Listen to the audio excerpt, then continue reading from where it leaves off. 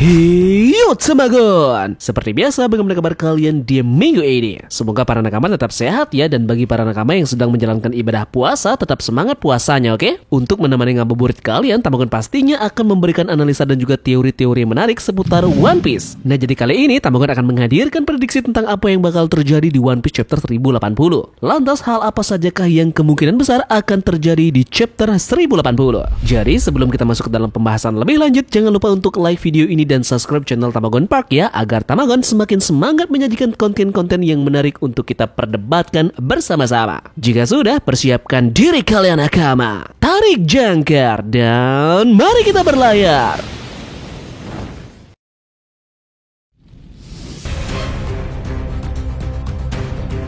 Nah, jadi cerita sebelumnya diketahui York telah dikhianati oleh pemerintahan dunia. York mengetahui hal tersebut setelah mengetahui CP0 mendapatkan perintah dari pemerintahan dunia untuk memburu semua tubuh cloning dari Dr. Vegapunk termasuk dirinya. Jadi karena itulah York memerintahkan para Seraphim untuk menyerang siapapun kecuali dirinya, Stella dan juga agen Chipperpol yang telah dia sekap di bawah tanah. Nah, prediksi One Piece chapter 1080 yang mungkin akan terjadi adalah melanjutkan pertarungan yang akan terjadi di dalam laboratorium Dr. Vegapunk. Sanji melanjutkan pertarungannya melawan Ace-Hulk, tetapi kali ini Sanji sudah dalam tahap awakening. Yep, Sanji akhirnya mampu mengeluarkan serangan api hitam yang sepertinya merupakan upgrade dari serangan Ifrit Jambe. Seperti yang diketahui ya, Ifrit Jambe ini adalah serangan terbaru dari Sanji di mana api yang ia keluarkan berwarna biru. Nah, dalam tahap awakening ini mungkin saja Sanji seakan-akan masuk ke dalam tanda petik dark mode karena rambutnya juga akan berubah menjadi hitam. Tanpa menggunakan red switch, Sanji mampu mengembangkan kekuatan tubuhnya hingga mampu menandingi Ace-Hulk.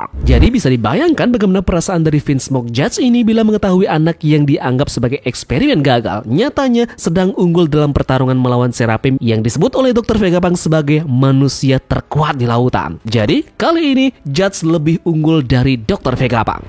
Oke, lanjut. Dalam One Piece 1080 kali ini, Tamagon memprediksikan juga bahwa Jinbe akan mulai bergerak bersama Stacy untuk mencari Stella si Dr. Vegapunk yang asli. Sama seperti Atlas, Stacy juga mengetahui bahwa ada sebuah laboratorium yang sudah terbengkalai di bawah tanah. Stacy mengatakan kepada Jinbe bahwa mungkin saja Stella berada di sana. Tanpa pikir panjang, Stacy dan juga Jinbe ini langsung bergerak ke sana untuk mengecek apakah Stella benar-benar berada di laboratorium bawah tanah tersebut. Nah, di perjalanan menuju laboratorium bawah tanah, Stacy dan juga Jinbe akan dihadang oleh Snake. Jinbe menyuruh Stacy untuk bergegas menuju laboratorium bawah tanah sementara dia menahan Snake. Snake pun mencoba memprovokasi Jinbe dengan mengatakan bahwa Usopp dan juga Franky sudah dia kalahkan. Namun tentunya Jinbe ternyata tetap tenang dan sebagai manusia ikan dia justru bisa mengimbangi bahkan mengungguli Snake. Oke, sementara Jinbe ini melawan Snake, di sisi lain ada juga Stacy yang telah sampai di laboratorium bawah tanah bertemu dengan Zoro yang nyasar karena mencari Ace-Hulk. Nah, beruntung bagi mereka berdua karena akhirnya Stacy dan juga Zoro berhasil menemukan lokasi Stella di sekap di laboratorium bawah tanah ini.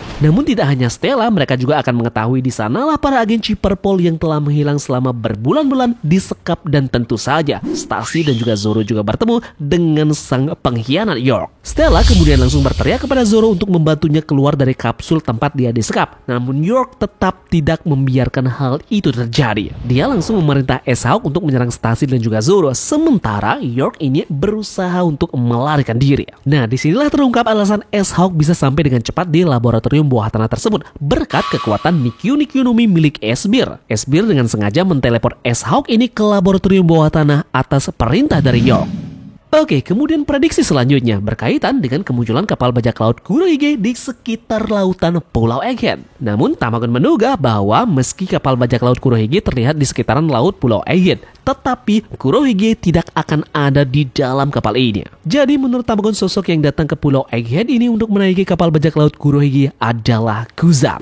Yep, Kuzan mungkin saja mengetahui informasi tentang Dr. Vegapunk yang akan dibunuh oleh pemerintahan dunia. Dan sebagai mantan dari Admiral Angkatan Laut, Kuzan tentu saja mengenal Dr. Vegapunk atau bahkan punya hutang budi. Nah, pertanyaannya, dari manakah Aokiji Kuzan ini mengetahui semua kabar yang terjadi dalam Pulau Egghead? Jawaban yang paling mungkin, dia mengetahui semua informasi dalam Pulau Egghead dari Monkey D. Garp, sang pahlawan. Oke, seperti yang diketahui, Monkey D. Garp ini diperlihatkan pada chapter 1071 sempat datang ke markas Angkatan Laut G14 untuk menjemput Helmeppo. Selain itu, tujuan lain dari Garp ini datang ke Angkatan Laut G14 adalah untuk meminta sejumlah armada Angkatan Laut karena diri gantinya ingin menyelamatkan Koby yang sedang disekap Kurohige dan kelompoknya di Pulau Hachinosu. Namun sayangnya permintaan tersebut ditolak oleh Vice Admiral Dol karena dia diperintah oleh Kizaru untuk membawa semua kapal perang dan pasukannya menuju Pulau Egghead. Dol juga memberitahu kepada Garp bahwa cucu kesayangannya, Luffy dan krunya sudah sedang berada di Pulau Egghead. Alih-alih menyelamatkan cucunya dari ancaman armada angkatan laut, Garp justru tetap pergi ke Pulau Hachinosu untuk menyelamatkan Koby. Nah, sebagai gantinya, dia pun meminta Kuzan untuk datang ke Pulau Egghead dan membantu Luffy dan kawan-kawan kabur dari sana. Jadi, disinilah terbongkar bahwa sebenarnya Aokiji adalah bagian dari pasukan Sword yang memang ditugaskan untuk memata-matai kelompok dari bajak laut Kurohige.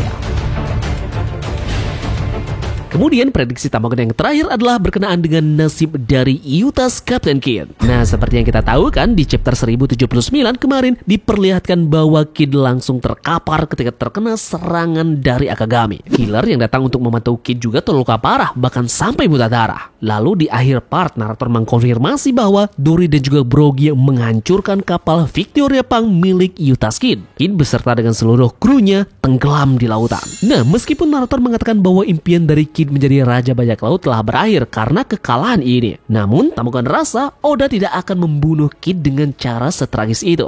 Tamagon memprediksikan bahwa akan muncul seseorang yang datang menyelamatkan Yutas Kidd dan kawan-kawan, dan sosok yang menolong mereka adalah salah satu dari ras raksasa Elbaf sendiri. Entah siapapun itu, namun alasan utama mereka menolongnya adalah karena Kidd dan kawan-kawannya sudah menuntaskan dendam lamanya kepada Big Mom. Bisa saja itu adalah Pangeran Loki yang seperti Tamagon teorikan kemarin. Namun ada juga Hairudin yang kemungkinan besar juga bisa membantu Kidd dan kawan-kawannya. Hairudin sudah jelas menjadi salah satu raksasa Elbaf yang tidak memihak kelompok Akagami karena dia telah beraliansi dengan Luffy. Seperti yang diketahui ya, Hairudin ini adalah salah satu raksasa Elbaf yang menyaksikan Big Mom mengamuk di Pulau Elbaf dan membunuh banyak teman-teman semasa kecilnya. Bahkan Hairudin melihat dengan mata kepalanya sendiri saat Big Mom juga membunuh salah satu tetua ras raksasa Elbaf, yakni Darol. Jadi rasa benci kepada Big Mom inilah yang mendorong Hairudin untuk menolong Yutas Captain Kidd dan kawan-kawannya yang tenggelam di lautan. Bersama dengan kru bajak laut New Giant Warrior, Hairudin dan kawan-kawan mungkin akan mengevakuasi Kidd dan juga kawan-kawannya ke tempat yang aman. Nah, di sisi lain pula Hairudin ini juga punya kepentingan mengalahkan Dory dan juga Brogy karena dia ingin menjadi kapten bajak laut ras Elbaf terkuat di lautan. Jadi inikah pertanda seusai arc Pulau Egghead, maka kita akan segera disuguhkan salah satu arc yang paling kita nantikan, yakni Pulau Elbaf. Well, jadi cukup sekian untuk prediksi One Piece chapter 1080